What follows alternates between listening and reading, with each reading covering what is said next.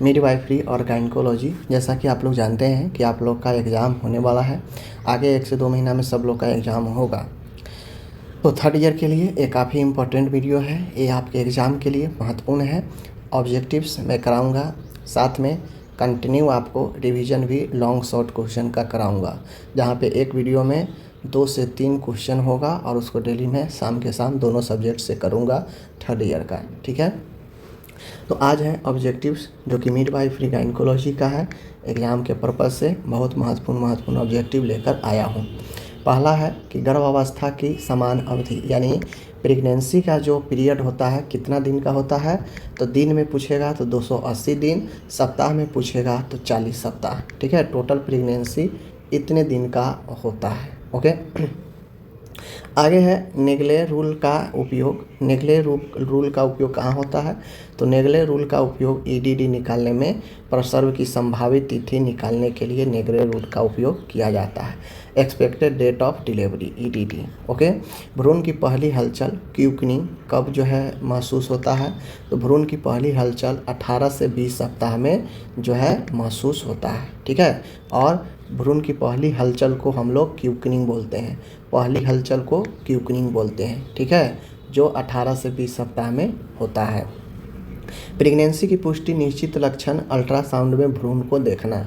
Pregnancy की पुष्टि जो होता है यूएसजी अल्ट्रासाउंड के थ्रू होता है, जहाँ पे भ्रूण को देखा जाता है। ठीक है, आगे है गर्भाशय के समान वजन नॉन प्रेग्नेंट वुमेन, यानी एक महिला नॉर्मल तौर पर जब वो प्रेग्नेंट नहीं होती है तो उसकी गर्भाशय का वजन, यूट्रस का वजन कितना होता है?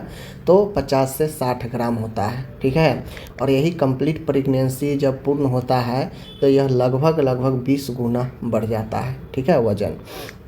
आगे है गर्भ अवस्था में हीमोग्लोबिन का स्तर जो है इतना होना चाहिए। ओके, तो प्रेगनेंसी में हीमोग्लोबिन का स्तर 11 या इससे ऊपर ही होना चाहिए, इस चीज़ को ध्यान में रखिए। ठीक है, प्रेगनेंसी में अगर 11 से कम जाता है तो इसे एनीमिया के कैटेगरी में रखा जाता है। एनीमिया की परिभाषा गर्भवती महिला के लिए क्या है? अभी मैंने बताया कि हीमोग्लोबिन अगर 11 से कम जाता है तो इसे हम लोग प्रेगनेंसी में एनीमिया कैटेगरी में रखते हैं। टिटनस टॉक्साइड टीटी इंजेक्शन कब दिया जाता है? तो गर्भ अवस्था में 2 डोज दिया जाता है, पहला पड़ने के 1 महीने के बाद जो है दूसरा दिया जाता है। ठीक है ना। प्रसव के चरणों की संख्या 3 स्टेज, मेनली 3 स्टेज में होता है, कहीं कहीं 4 स्टेज रहता है। चौथा स्टेज मैनेजमेंट का स्टेज होता है, मेन 3 ही स्टेज होता है। ठीक है, याद रखिएगा। आगे है यहाँ पे प्रसव का पहला चरण में क्या होता है? तो फर्स्ट स्टेज में जब डिलीवरी का फर्स्ट स्टेज होता है तो सर्विक्स डायलेट होता है, सर्विक्स का फैलाव होता है पहला स्टेज में। ठीक है, प्रसव का दूसरा चरण में जहाँ पे बच्चे का जन्म होता है। ठीक है, बच्चे का जन्म होता है दूसरा स्टेज में। तीसरा स्टेज में प्लेसेंटा जो होता है बाहर आता है। तो ये 3 स्टेज का एक प्रकार से परिभाषा है। ठीक है, नॉर्मल फीटल हार्ट रेट 110 से 160 पर मिनट होता है, इसको ध्यान में रखिए। पार्टोग्राफ का उपयोग हम लोग क्यों करते हैं? तो पार्टोग्राफ का उपयोग डिलीवरी की जो प्रोग्रेस होता है उसको मॉनिटरिंग करने के लिए पार्टोग्राफ का उपयोग करते हैं। आगे है एपिजियोटॉमी क्या है? तो एपिजियोटॉमी पेरिनियम में सर्जिकल कट होता है। पेरिनियम क्या होता है? तो जो भलवा होता है, भलवा के ठीक नीचे का एरिया, वैजिना के सामने ठीक नीचे का एरिया पेरिनियम होता है और उसमें सर्जिकल हल्का कट मार के द्वार को फैलाया जाता है, उसे एपिजियोटॉमी कहते हैं। प्लेसेंटा पेरिविया क्या है? तो प्लेसेंटा पेरिविया प्लेसेंटा का नीचे लगना, यानी प्लेसेंटा नॉर्मली यूट्रस के ऊपर में लगता है, ऊपर में, कभी कभी यह नीचे लग जाता है यहाँ पे, तो यही प्लेसेंटा पेरिविया होता है। ठीक है, एक्लेम्सिया का मुख्य लक्षण क्या है? तो एक्लेम्सिया में का मुख्य लक्षण दौरा होता है, कन्वल्जन होता है। एक्लेम्सिया में दौरा आता है मरीज को। ठीक है, प्री एक्लेम्सिया क्या होता है? तो प्री एक्लेम्सिया में बीपी हाई रहता है और प्रोटीन जो है यूरिन में आता है, ये दोनों का मिश्रण जो है प्री एक्लेम्सिया कहलाता है, और इसमें प्लस हो जाए दौरा तो यह एक्लेम्सिया बन जाता है। ठीक है, आगे है ऑक्सीटॉक्सिन का उपयोग। लेबर ऑक्सीटॉक्सिन का उपयोग क्या होता है? तो यह लेबर को प्रेरित करता है, प्रसव को प्रेरित करता है या ऑगमेंट करने के लिए। ठीक है, यह ब्लीडिंग को भी कंट्रोल करता है। पोस्टपार्टम हेमरेज पीपीएच, डिलीवरी के बाद अधिक रक्तस्राव होना PPH होता है, यानी बच्चे के जन्म के बाद अधिक रक्तस्राव PPH। यहाँ पे गायनिकोलॉजी स्त्री रोग, ठीक है ना। 21 नंबर पर है मेनार्की क्या है, तो मेनार्की पहली माहवारी को मेनार्की बोला जाता है, ठीक है। लड़की में ज़्यादातर 12 से 13 में शुरू हो जाता है, तो गर्ल सी होती है उस समय। तो मेनार्की पहली मेंसेज को महामारी को मेनार्की कहा जाता है। मेनोपॉज होता है जो लास्ट समय होता है जहाँ पे 45 से 50 वर्ष के एज में यहाँ पे जो रिप्रोडक्टिव कैपेसिटी होता है वो समाप्त हो जाता है, ठीक है, उसे मेनोपॉज कहते हैं। नॉर्मल मेंस्ट्रुएशन साइकिल 28 दिन का होता है, प्रत्येक 28 दिन पर आपको यह आते रहता है।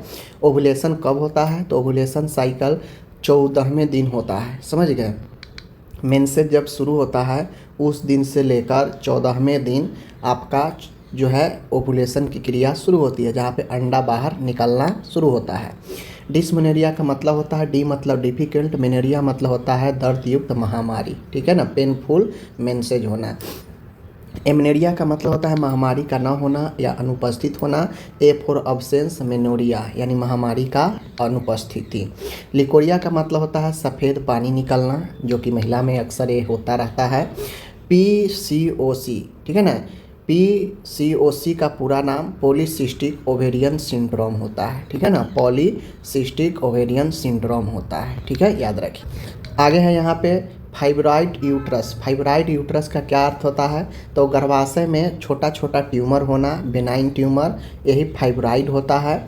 Pap smear test cervical cancer के स्क्रीनिंग होता है, सर्वाइकल टेस्ट कैंसर के लिए पैप स्मीयर। इंडोमेट्रोसिस का मतलब होता है इंडोमेट्रियल टिश्यू का बाहर ग्रोथ होना, समझ गए ना। इंडोमेट्रियोसिस का मतलब होता है कि जो इंडोमेट्रियल है गर्भाशय के अंदरूनी परत है, उस अंदरूनी परत के बाहर ग्रोथ होता है टिश्यू का। आगे है PID पेल्विक इन्फ्लामेटरी डिजीज होता है, फुल नाम इसका। सर्वाइकल कैंसर का मुख्य कारण HPV इन्फेक्शन होता है, ठीक है ना। ह्यूमन पैपिलोमा वायरस होता है। ब्रेस्ट कैंसर का अर्ली साइन होता है लंप यानी गांठ होना ब्रेस्ट में। कंट्रासेप्टिव कॉपर टी होता है, जो एक प्रकार के IUCD है, जो गर्भाशय के अंदर इंसर्ट किया जाता है। कॉपर टी नाम इसीलिए है क्योंकि यह तांबा का बना हुआ T शेप में एक डिवाइस होता है जो यूट्रस में इंसर्ट किया जाता है यूट्रस के अंदर, ओके। आगे है यहाँ पे ओरल पिल्स का उपयोग गर्भ निरोधन के लिए किया जाता है, गर्भ से बचने के लिए। उसके बाद है यहाँ पे इनफर्टिलिटी की परिभाषा। इनफर्टिलिटी यानी बांझपन की परिभाषा क्या है, तो 1 साल तक गर्भ अगर किसी को लगातार नहीं ठहरता है तो वह इनफर्टिलिटी का परिभाषा होता है। बार्थोलिन ग्लैंड का क्या कार्य है, तो बार्थोलिन ग्लैंड करता है लुब्रिकेंट, ठीक है, यह वेजिना को लुब्रिकेंट प्रदान करता है, चिकनापन प्रदान करता है, जिससे ड्राइनेस दूर होता है। वेजिनाइटिस क्या होता है, तो वेजिनाइटिस है योनि में सूजन या संक्रमण, वेजिना का इन्फ्लामेशन, ओके। हिस्टेरेक्टोमी क्या होता है, तो गर्भाशय को सर्जरी के द्वारा हटाने की जो प्रक्रिया है उसे हिस्टेरेक्टोमी बोलते हैं, ठीक है, गर्भाशय को हटाना सर्जरी के द्वारा हिस्टेरेक्टोमी होता है। तो इस प्रकार से आप लोग को मैं आज 40 क्वेश्चन ऑब्जेक्टिव के तौर पर या वन लाइनर के तौर पर कराया हूँ। आप इसको पढ़े समझे, आगे और भी जब तक 1 महीना कंटिन्यू रिवीजन का एग्ज़ाम के लिए कराऊँगा, तो आप लोग पढ़ते रहें, ठीक है, धन्यवाद।